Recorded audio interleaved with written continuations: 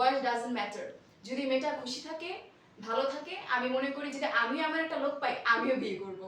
ওই তখন ছেলেরা ভাবে যে এখন আমরা ইয়াং ছেলে, একটা মেয়ে গেলে আরেকটা মেয়ে থাকবে, কিন্তু ওই যে মুস্তাক যে বললেন, ওনার তো এখন ইনফ্যাক্ট নিচে ওর মেয়েও আছে।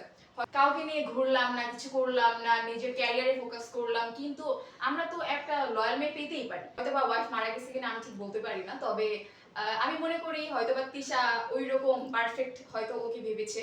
কারণ ওই যে বললাম না, ইয়াং জেনারেশনের ছেলেরা মেয়েদেরকে তোমার সম্মান করতে জানে না, আর ওরা ভাবে যে একটা গেলে আরেকটা। তো দেখা যায় আমাদের মতো ইয়াং মেয়েরা ওইরকমই একটা ছেলে চায়, আর দেখা যায় ওইভাবেই বয়স্ক একটা ছেলের সাথেই বিয়ে হয়। তবে হ্যাঁ, কিন্তু ওই মানে ওই বয়স্ক লোকরা ওরা ভাবে যে আমরা তো লাইফ কত কিছুই করলাম, মেয়েকে খুশি রাখার জন্য নিজেদের বয়সটা দেখলাম না, আমরা এত মানে ইয়াং ছেলেদের মতো। কিন্তু আপনার মতন অনেকেই কিন্তু এটা নিয়ে ব্যাড কমেন্টস করেছে বিভিন্ন জায়গায় বা বিভিন্ন মিডিয়াতে বা বিভিন্ন পোস্টের মাধ্যমে। তারা বলছে যে এটা আসলে সুগার ডেডি হিসাবে এটা রূপান্তরিত হয়েছে। আসলে এটা আপনি কিভাবে দেখছেন, যে আপনার মতনই অনেকে এটা খারাপ দৃষ্টিতে দেখছে? আমি বলছি এখানে খারাপ কিছুই নেই, কারণ সম্পর্ক আর সংসার ওরা তো দুজন করছে, আমরা তো কিছু করছি না। কারণ এখন তিশা যদি খারাপ থাকে তাহলে আমরা তো আর তিশাকে খাওয়াবো পড়াবো না, মুস্তাককেই তো দেখতে হবে।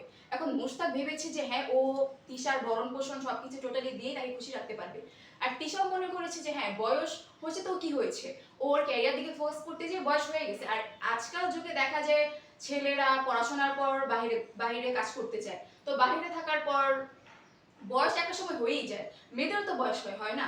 আমরা ইয়াং মেয়েরা ওরা তো ইনকাম করতে পারি না, দেখা যায় ইন্টারভিউ করতেছি বা এসএসসি দিয়েছি তখন আমরা বিয়ে করে ফেলি, সব প্রেশারটা কিন্তু হাজবেন্ডের উপরেই পড়ে। এখন হাজবেন্ড যদি মাত্র ইন্টার পাস করে, মানে ইন্টার পাস করলো, এখন করার পর দেখা যায় যে হাজবেন্ডের তেমন একটা ইনকাম সোর্স নেই, তারপর ওরা পালিয়ে বিয়ে করে, করার পর দেখা যায় যে এক দুই দিন কষ্ট করলে পরে আর সংসারটা টিকতেছে না, দেখা যায় কি সেপারেশন হয়ে যায়। কিন্তু আমি এমনটা চাই না।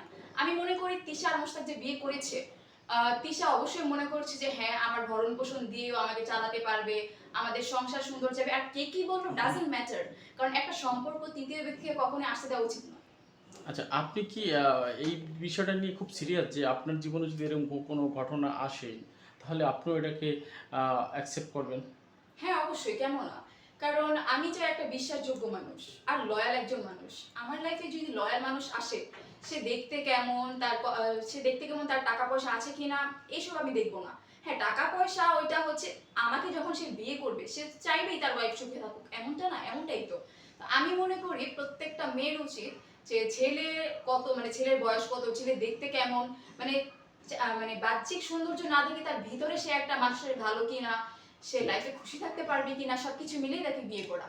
আর ইয়াং জেনারেশনের ছেলেদেরকে বিয়ে করলে দেখা যায় যে ওরা ভাববে যে হ্যাঁ একটা আছে, ও যদি চলে যায় আমরা আরেকটা বিয়ে করবো, কিন্তু এখানে তো মেয়ের লাইফটা নষ্ট হয়ে যেতেছে। আর আমি মনে করি প্রত্যেকটা মেয়েকে আমার একটাই কথা যে তোমরা ইয়াং জেনারেশন ছেলেকে বিয়ে করো, আগে তাকে দেখো, চিনো, জানো, বুঝো, তারপর হুট করে একটা মানে ডিসিশন নিয়ে ফেলো না।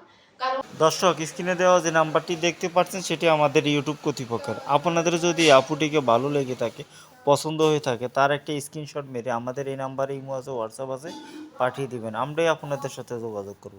অযথা কোনো ভাই কল দিবেন না। ভালো থাকবেন, সুস্থ থাকবেন। আল্লাহ হাফেজ।